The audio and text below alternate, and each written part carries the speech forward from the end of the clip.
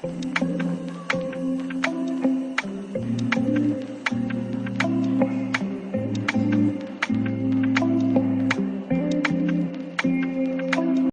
everyone, I am Radhya from grade 5th. Today I am here to show innovative water fountain by using a balloon.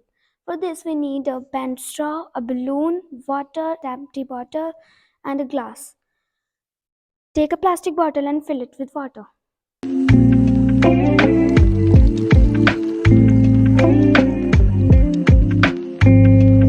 Now insert the straw in the hole of the bottle.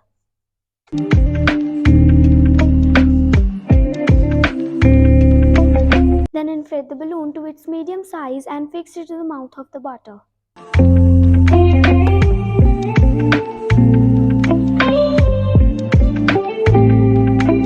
Make sure there is no air leakage from balloon, and when you remove your hand from the balloon mouth, you will see beautiful water fountain from main straw. This is because when we blow a balloon, air goes from lungs and heat the wall of balloon. As a result, the pressure of air inside the balloon increases. Due to this air pressure, the water fountain works. Thanks.